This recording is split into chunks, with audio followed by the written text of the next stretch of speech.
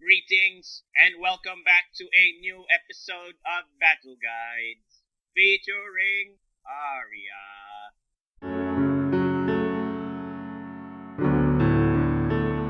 Now, ARIA is a fast, long-range character that uses a plethora of movement and board effects to control the board and beat down on her opponent. However, due to her archetype, ARIA doesn't hit that hard and requires a lot of planning and a lot of thinking to use effectively.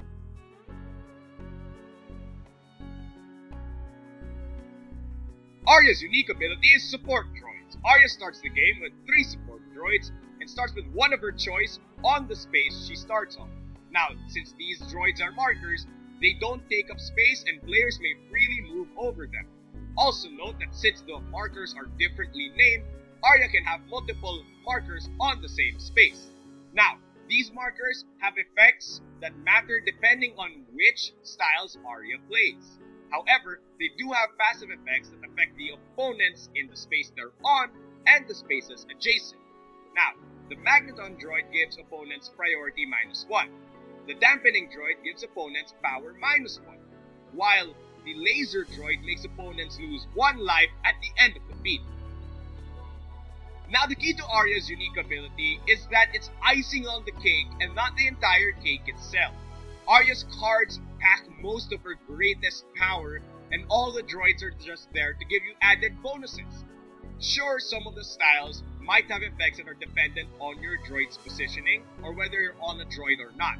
However, don't compromise your current attack pair just to get into that proper positioning.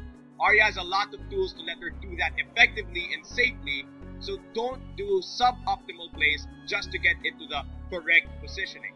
Aside from that, know that ARIA's droids don't move around a lot like other marker characters. For example, Gaddath and his Gate Trap. You see, barely any of ARIA's effects actually move the markers around, which means that if you're placing a marker on the board, it's gonna be there for a while. So when you place a marker on the board, try to place it in areas that will let you benefit from it over a long period of time, rather than just the immediate. Therefore, I think it's really more beneficial to put them somewhere in the middle, not too far apart, but not too close. Just give yourself enough space to dodge while still benefiting from your droids, while at the same time, put them closely enough so that you can stack them on your enemy.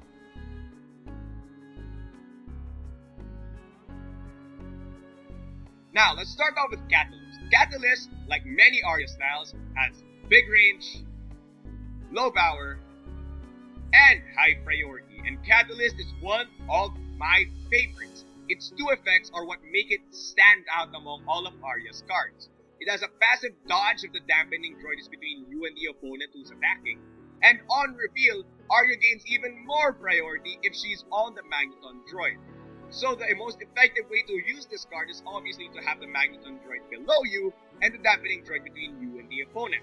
However, do note that by getting into that proper position, this card is very telegraphed.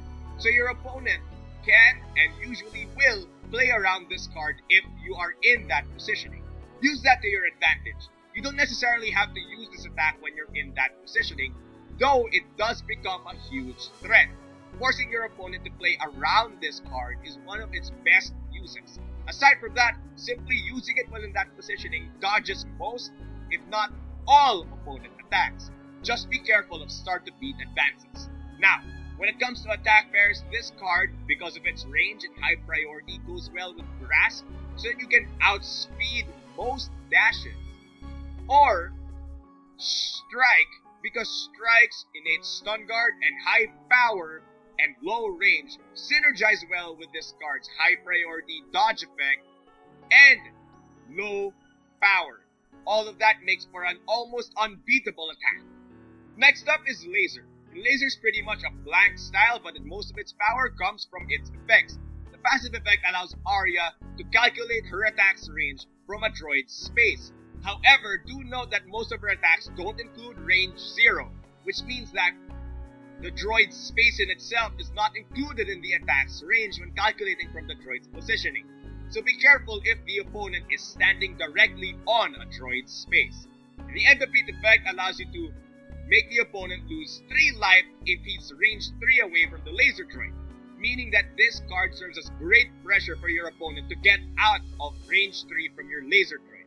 In terms of attack pairs, much like the original Catalyst, this card has great synergy with Grasp, as it allows you to potentially put the opponent at range 3 from the laser droid, or Strike, because Strike's low range synergizes so well with this card's full board coverage. Just make sure that your droids are in the right place at the right time. Next up is Dimensional. Awkward range, low power, high priority, but the reveal effect does prove to be interesting. Now, if your opponent is at range 3, on reveal, this attack gains +2 power, making it generally a power +1 style. However, if the opponent isn't at range 3, your attacks don't stun your opponent. Basically, this card is all about playing it when you're at range 3.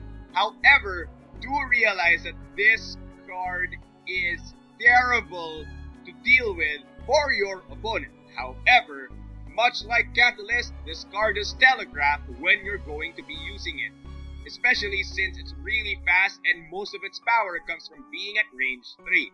So being at range 3 makes your opponent fear this card, which is good for you.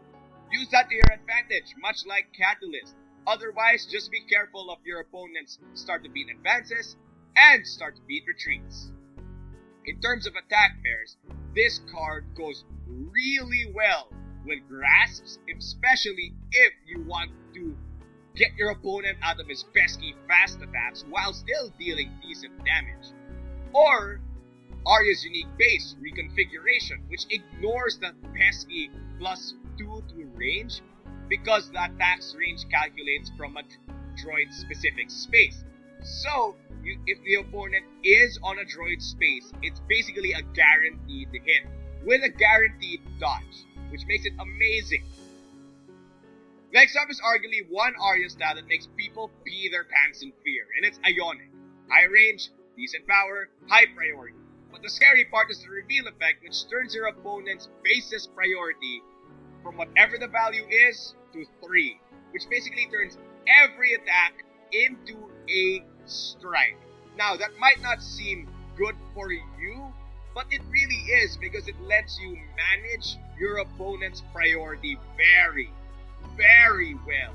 And in terms of that basically means that you basically win priority whenever you want because you know your opponent's priority for the base, and now you only have to guess his style's priority. And that alone gives you a huge advantage because at most, your opponent can only have 3 possible priority values, which makes clashing and outspeeding him way too easy for many of your plays. Now, its end of beat effect also allows you to pull opponents closer to the Magneton droid, which gives you superior positioning for the next beat. In terms of attack pairs, this attack goes absolutely well with reconfiguration because it basically ensures you a free dodge because no one, well, not a lot of characters can break or reach 6 priority if their base is only at priority 3. On the other hand, it also goes extremely well with drives because not only does the range synergize well, again, a lot of opponents can't break priority 5 if their base is only at priority 3.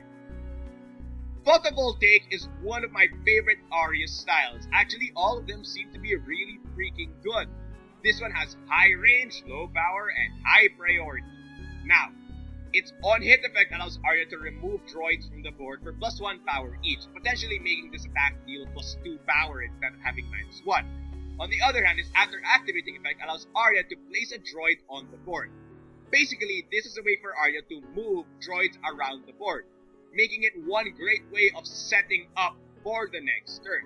Now, in terms of attack pairs, this attack goes really well with Drive, so that you have a full board range attack that's really hard to dodge and is really fast, while potentially dealing a lot of damage. It also goes well with Strike, as the built-in range basically counteracts most of Strike's weaknesses, while potentially letting ARIA deal even more damage than before. And finally, we have ARIA's unique base, reconfiguration. Now its range is all the spaces containing droids, which means that you can ignore those pesky minimum ranges on your styles. Aside from that, this space is fast but doesn't hit that hard. Its before activating effect basically lets ARIA gain immediate board superiority while dodging attacks and placing a great droid anywhere you want instead of being forced into placing it on your space. Though that's pretty much all there is to this card, it serves as a great way for ARIA to get the positioning she wants, the droids where she wants them to be, while ignoring those pesky ranges that she usually has a problem with sometimes. Now, when it comes to attack pairs, this attack goes absolutely great with Dimensional because you get to ignore its really weird range. And Ionic, because Ionic basically lets you dodge for free most of the time.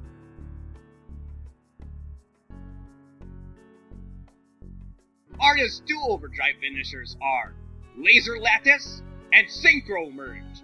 Laser Lattice is basically a short range attack that's fast and doesn't deal a lot of damage, but ARIA can repeat the attack for each one of her droids, calculating from that droid's space. So basically, this attack potentially can deal 8 damage if you hit everything. But be careful, the on-hit effect is mandatory, which means that you might be putting the enemy on a space that your other droids or you yourself can't even deal with or can't even hit.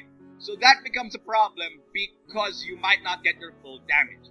So if you position your droids well, you position them in great places, this is the overdrive for you. Synchro Merge is a mid-range overdrive finisher that doesn't deal a lot but is really fast. However, you usually play it for the start defeat effect that allows you to remove droids from the game for Power Plus 1 and Stun Guard 1 each, meaning that at most you can get Power Plus 3 and Stun Guard 3 on all of your attacks for the rest of the game. However, do realize that that also applies to the current overdrive you're performing. So that means that this attack technically gets Power Plus 3 and Stun Guard 3 as well, which means that this attack deals 6 damage at 6 priority, which is really good for a lot of enemy matchups. Aside from that, if you pair this up with another attack that you're performing next beat, something like a Dimensional, this attack really devastates opponent, as you can potentially deal around 10 damage for free since ARIA has good hit confirm and is really fast. If you're not into positioning your droids, this is the overdrive for you.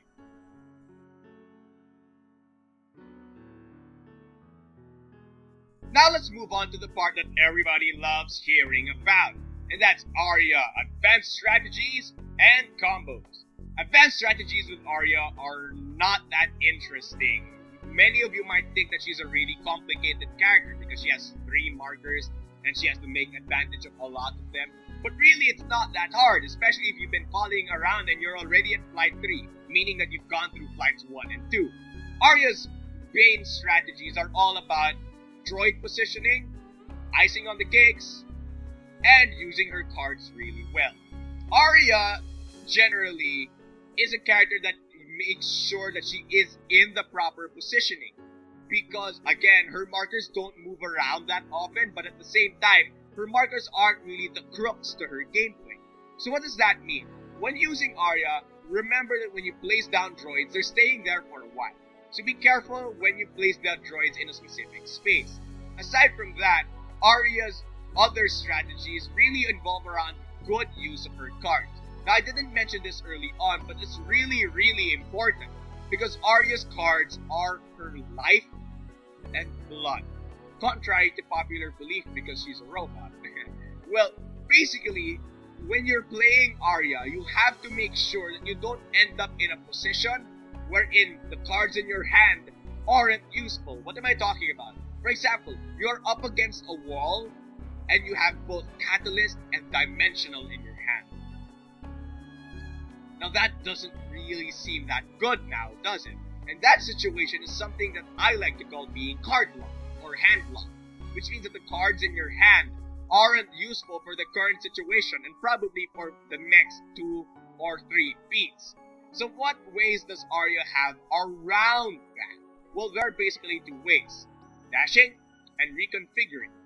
Dashing is pretty much everybody's default way of, hey, I'm card locked, I have to get out of here. Because, well, it's a fast attack that lets you dodge opponents. What better way to cycle cards than that? However, ARIA does have reconfiguration, which is a great way of technically cycling, getting the proper board positioning, and getting the right droid placement all in one amazing card. Proper use of reconfiguration is what makes a good ARIA play, because it lets you reset the board, get the best positioning, cycle your cards, and get the right droids. So play it with the proper styles and play it at the right time, and you'll have the best time ever with ARIA.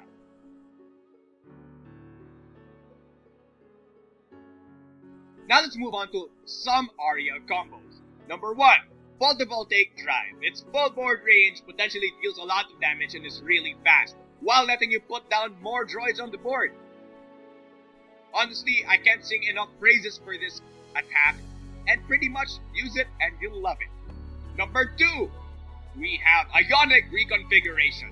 Ionic Reconfiguration might not be the strongest attack ARIA has, but is one of the safest, allowing ARIA to just dodge everything, reconfigure the board to whatever she wants, while also potentially hitting from almost anywhere.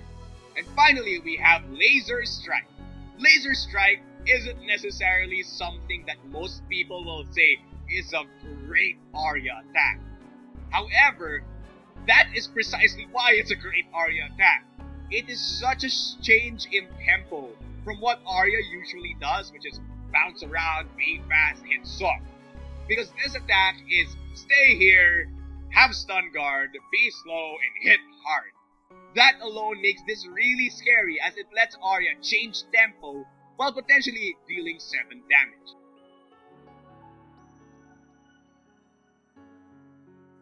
And that pretty much does it for this episode of Battle Guides featuring ARIA. If you want to take her to the battlefield with all of her little droids, here are a few last minute tips. Number 1, droids are not your main thing. Cards are your most important thing for ARIA, so don't worry about the droids all too often. Number 2, her droid bonuses make her really scary. Remember that, although they're not icing on the cake, those 1 points can spell a huge difference. And number 3, unpredictability. ARIA is a really predictable character. Really, I'll tell you all right now. It's predictable because a lot of her good effects happen at specific board positionings. So, the best way to counter that is to either A, not be so predictable with your attacks, or B, play attacks at unopportune times that might catch your opponents off guard. Again, this might be suboptimal play, but the meta pressure is what's important here.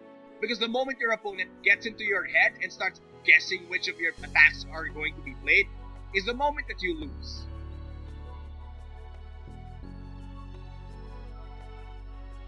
Thank you all so much for watching this episode, and I'm so happy that all of you funded or at least looked at the War Remastered Kickstarter, because we ended with $25,000.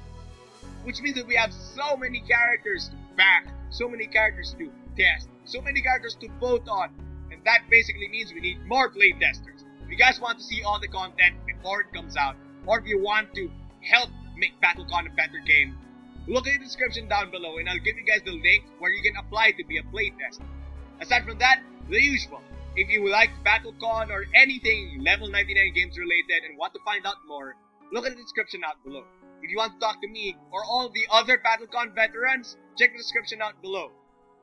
Thank you all so much for watching, and thank you all so much for bearing with me that this video came late. There was a technical difficulty, and this is actually the 3rd time I'm recording this video. Because the first time, there were some audio errors. The 2nd time, the files got deleted. So this time, I'm making sure that this is not going away. Now, as you can see, I have better lighting. Yes. I also have a better mic. Yes. But sadly, I don't have a green screen yet, so you guys get to see my room. Pretty much that's all I have to say. Remember, don't forget your special action, and thank you, World of Indines. Thank you, and good night.